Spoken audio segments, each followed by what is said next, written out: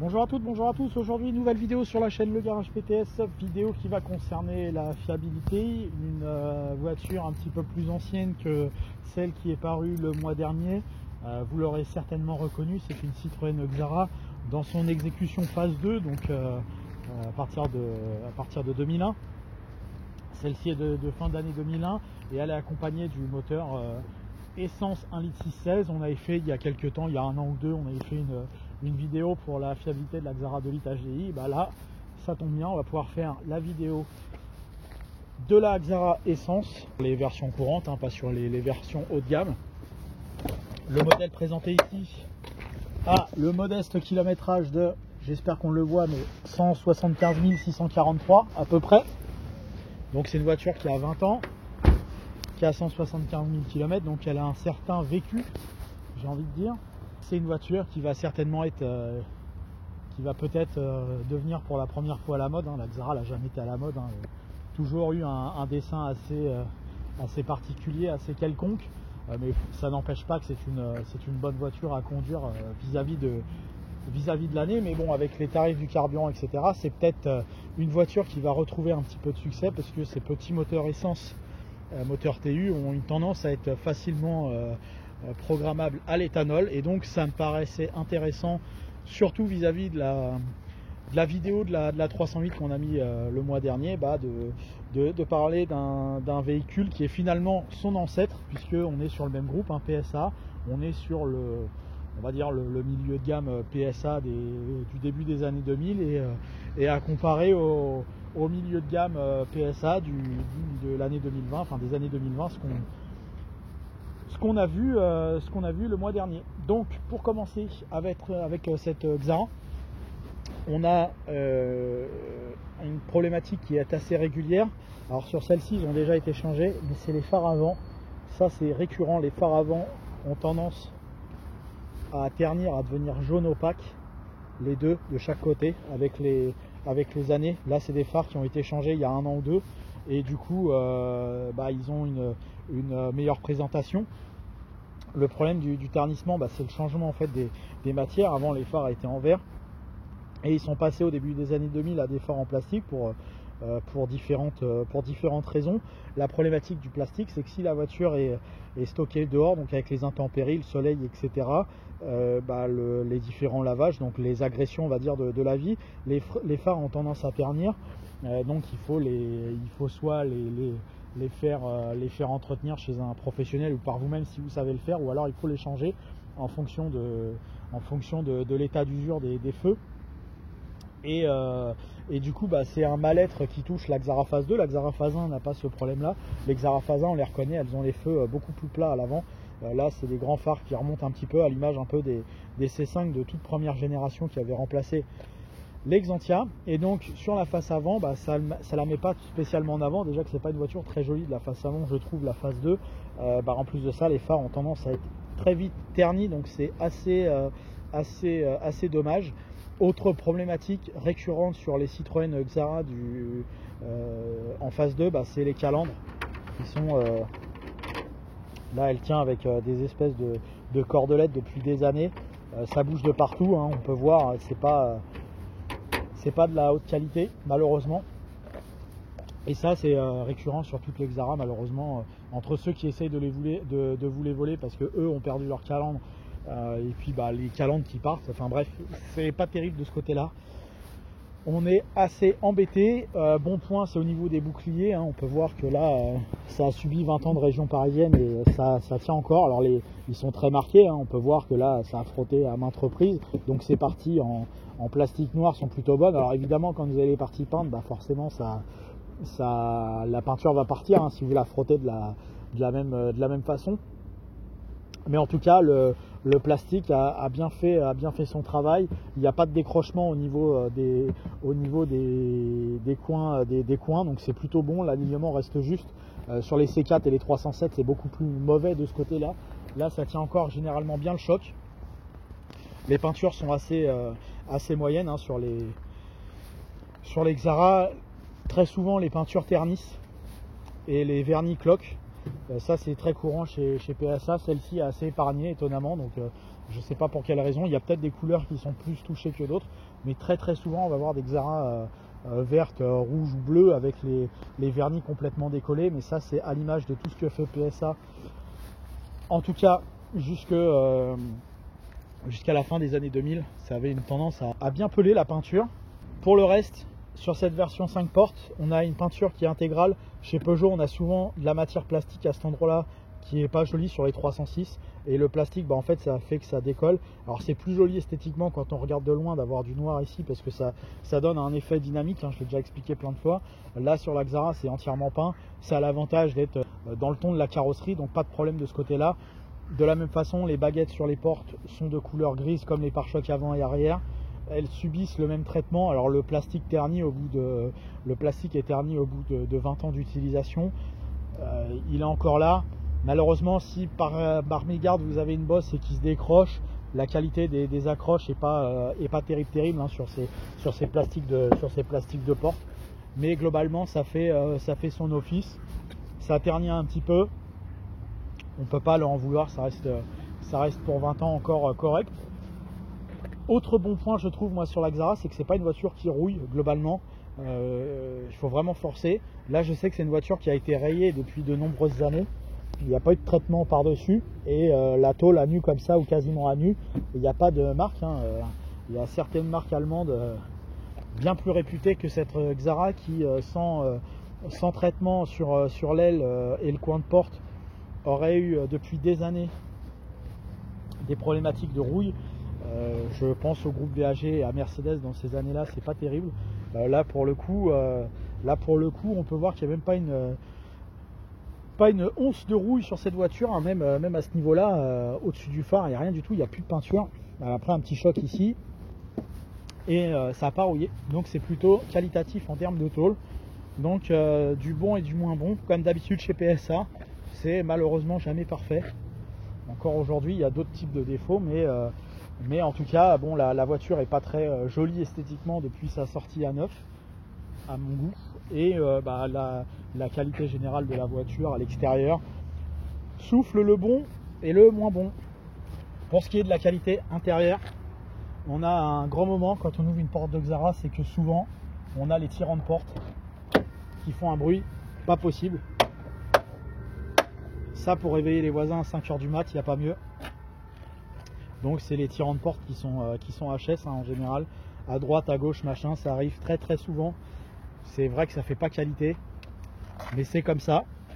De la même façon, le panneau de porte est de qualité moyenne. Alors les plastiques sont de faible qualité, c'est très basique, c'est de la qualité utilitaire. Et on peut voir là, ça gigote un peu de partout avec les années, et c'est régulier hein, sur les Xara.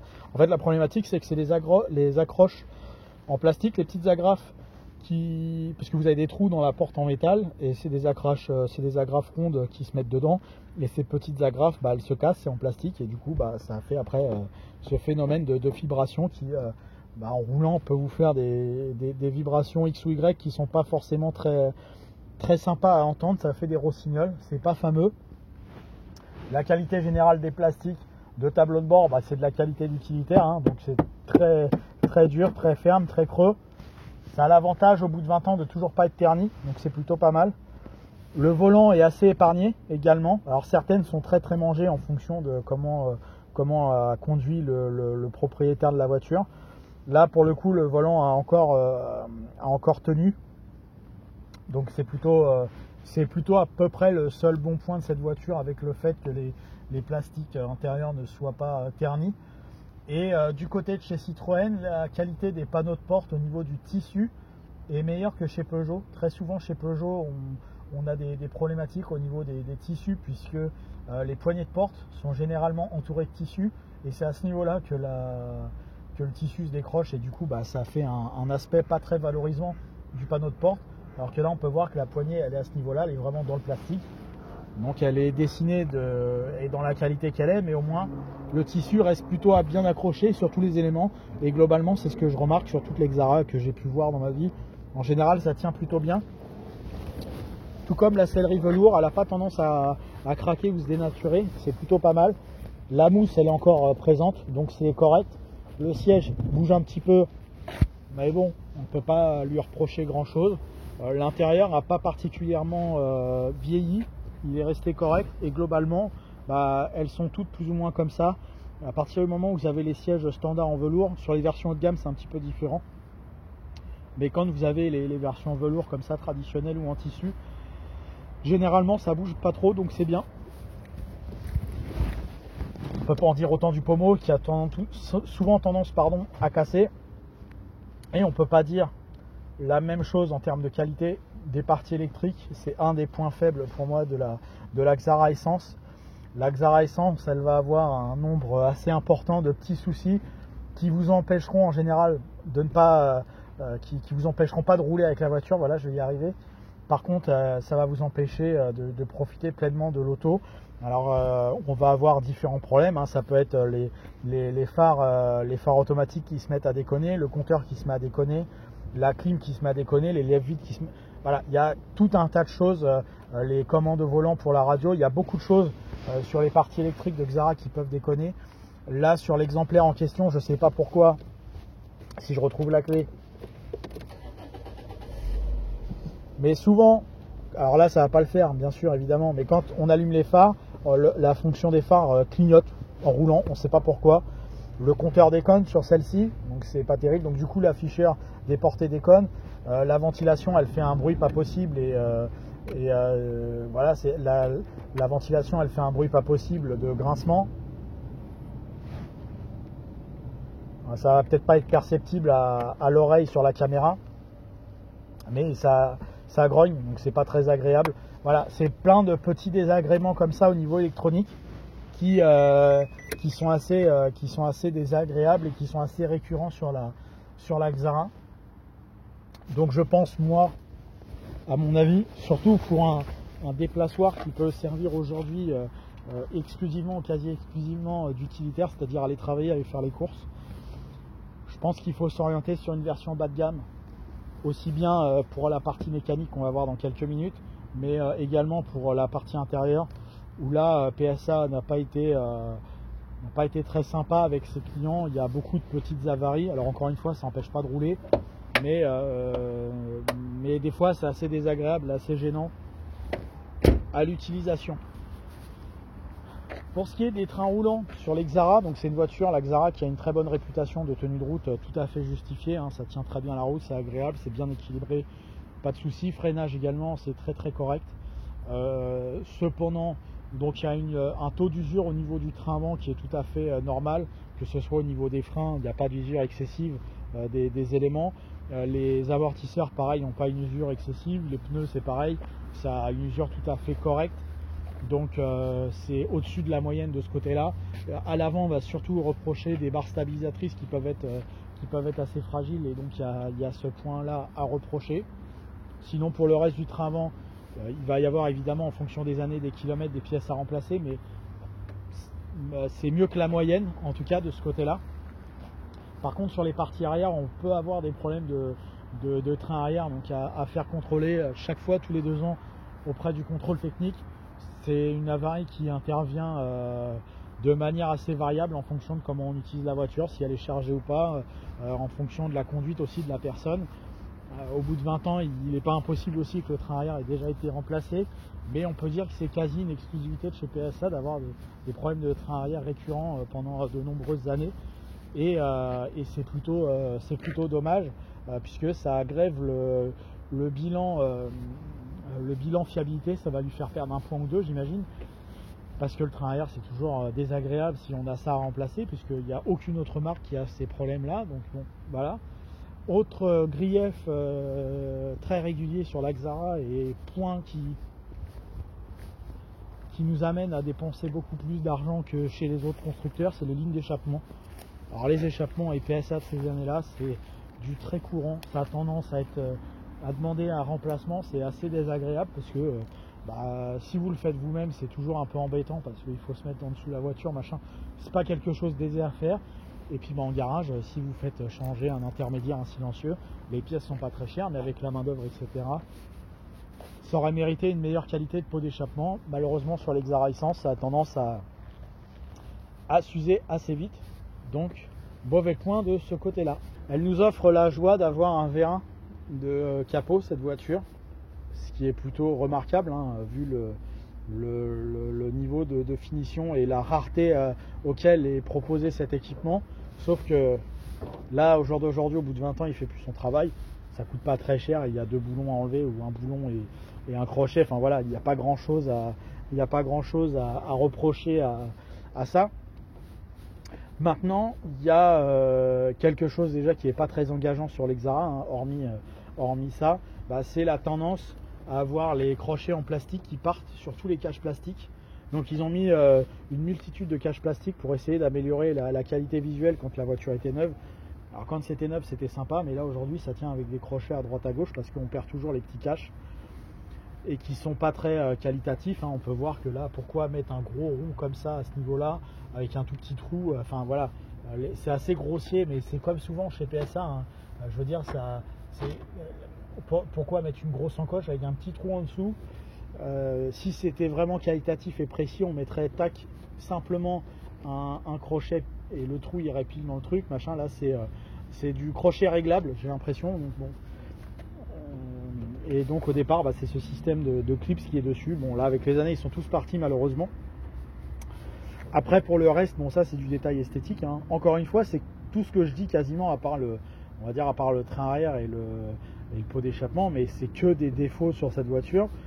Mais encore une fois, c'est pas des défauts qui empêchent de rouler. Donc à la rigueur, mais là, la voiture, même s'il manque la moitié des clips et tout et des caches, la voiture elle roule, c'est pas grave. Je veux dire, il n'y a aucun problème avec ça. Et après sur la partie mécanique, globalement c'est une voiture qui est fiable. Globalement c'est une voiture qui a des pièces d'entretien qui sont parmi les moins chères en termes de mécanique. Donc c'est une chose qui n'est pas désagréable. Ce qu'on peut lui reprocher évidemment sur ces TU de ces années-là, malheureusement c'est la propension assez nette à faire des joints de culasse. Je pense que celui-ci commence à se faire. La voiture a 175 000 km, hein, il me semble, ce qu'on a dit tout à l'heure. Et on peut voir que c'est un peu voilà, ça commence, j'ai l'impression, en dessous de la pipe d'eau, juste là. Alors je tiens le capot avec l'autre main, donc je ne peux pas trop montrer précisément. J'ai l'impression que ça commence à se faire de ce côté-là. Donc c'est pas illogique. Les courroies, c'est à faire tous les 5 ans ou tous les 120 000 km. Donc il faut y penser. Le budget pour faire la courroie n'est pas si élevé que ça. Donc c'est quelque chose de tout à fait normal. Et par rapport à l'embrayage, vous avez généralement une durée de vie espérée aux alentours de 150 000 km. Si vous faites plus, tant mieux. Des fois, c'est un peu moins. Ça dépend de comment, pareil, vous allez utiliser la voiture. Mais globalement, il n'y a pas grand-chose à reprocher à celle-ci. Si également, les bobines d'allumage ont tendance à être assez fragiles. Mais on a un bilan mécanique qui est bien supérieur à la moyenne. La partie mécanique est vraiment bonne sur ces Xara Essence. C'est vraiment un véhicule à conseiller pour les petits budgets, pour ceux qui ne veulent pas mettre énormément d'argent dans sa voiture ou qui n'a pas forcément les moyens de mettre une tonne. Et il peut avoir une voiture très correcte pour pas trop cher et mécaniquement avec des pièces tout à fait abordables. Encore une fois, on n'est pas sûr du dernier cri, mais globalement c'est pas une voiture qui va vous laisser en carafe. Donc ça c'est plutôt un bon point. Et donc pour moi le choix sur une Xara, si vous voulez une Xara, c'est d'acheter le modèle le plus basique possible en termes de finition et de moteur. Donc là un litre 616, pour moi c'est la finition maximum. Un litre 616 pack, il ne faut pas plus d'équipement. Quand vous commencez à avoir des équipements, des versions VTS, etc., les autres équipements ne sont pas forcément plus qualitatifs. Donc c'est assez désagréable d'avoir des équipements. Pour moi, il n'y a rien de pire que d'avoir des équipements et des équipements qui ne fonctionnent pas. Donc sur une version de base, au moins, il n'y a pas grand chose et ça ne tombe pas en panne. Du coup, c'est assez avantageux à mon avis. Donc pour cette Xara Essence, je vais lui attribuer la note de 14 sur 20. C'est un point de plus que la version HDI. Moi, j'ai tendance à préférer les versions essence au diesel. Et surtout quand elles ont 20 ans comme ça. En général, les versions HDI ont beaucoup plus de kilomètres que les versions essence. Donc 14 sur 20, c'est une note très correcte en termes de fiabilité. C'est ce que je vais lui accorder. Et pour moi, c'est un excellent choix pour qui cherche une voiture aux alentours de 2000 € sans prétention à pouvoir garer partout. Voilà, merci à vous d'avoir suivi cette nouvelle vidéo sur la chaîne Le Garage PTS. N'hésitez pas à vous abonner, à aimer, à commenter Le Garage PTS sur YouTube. Merci à vous, à bientôt.